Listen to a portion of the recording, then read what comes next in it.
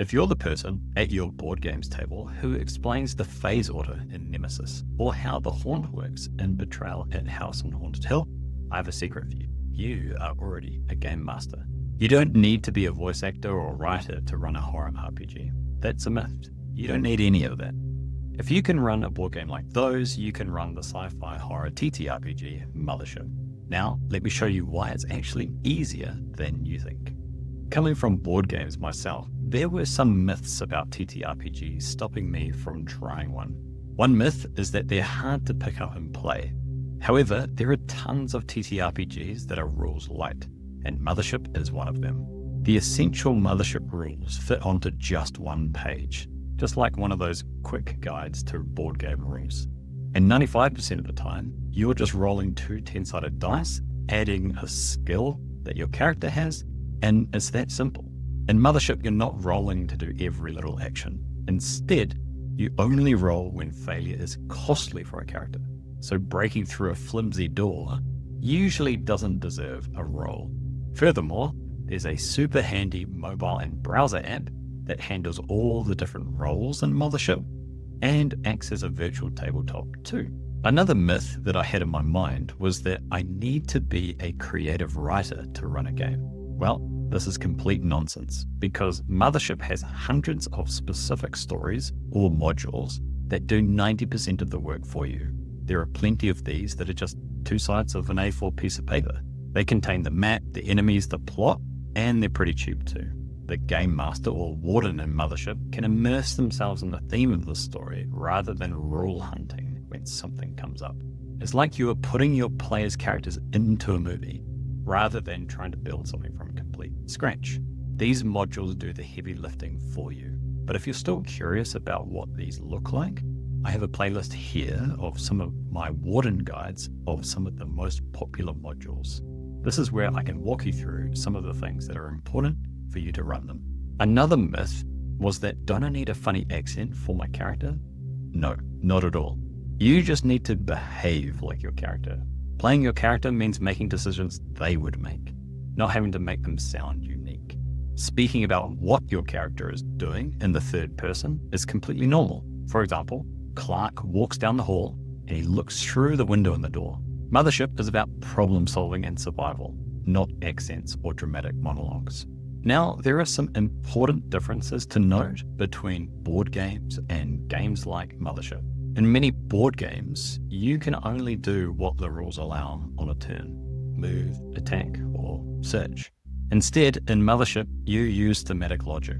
If your character is a marine with a crowbar, you don't need an open door mechanic to do it. You just say they tried to pry the door open, and the warden rules on the logic of how this plays out. I know that in many co-op board games, quarterbacking is a huge problem, where a player often tells everyone what to do because the puzzle is somewhat solvable. In Mothership, this is impossible because you can try anything, but the fog of war hides the outcome from the party. So no single player can solve the current problem with the next turn. Also, you aren't piloting a meeple. You're making decisions that have real consequences for your character based on your creativity and your chosen behavior for them. Something else that is different is choosing your character. In a game like Betrayal at House on Haunted Hill, you select from a set of pre-made archetypes. To me, they always felt like generic pawns, and I bet you can't remember any of their names. In Mothership, you create a unique person or android. You give them a name, a patch, a trinket, or lucky charm, and you can add a backstory. They are uniquely yours.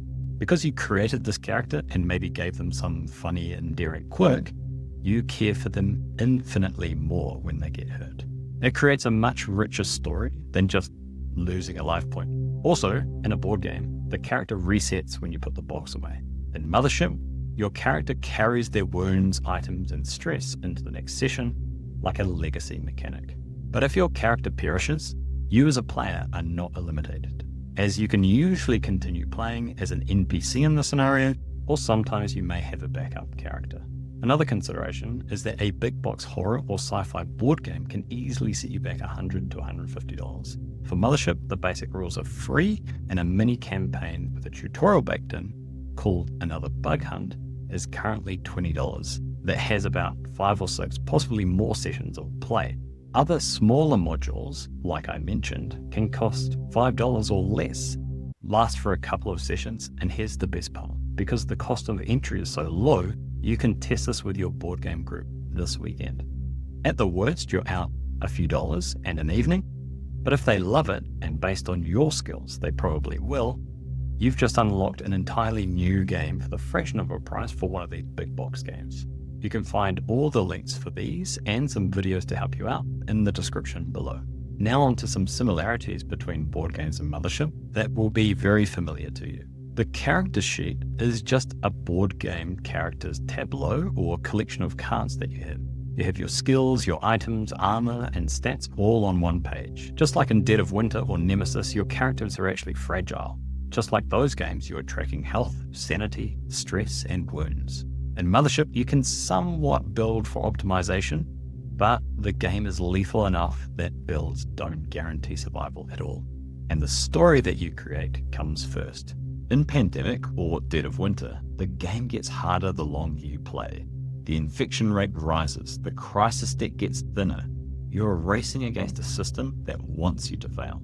Mothership uses stress to create the exact same spiral for each character through facing the horrors of outer space. At the start of the session, you are calm. By the end, you are petrified.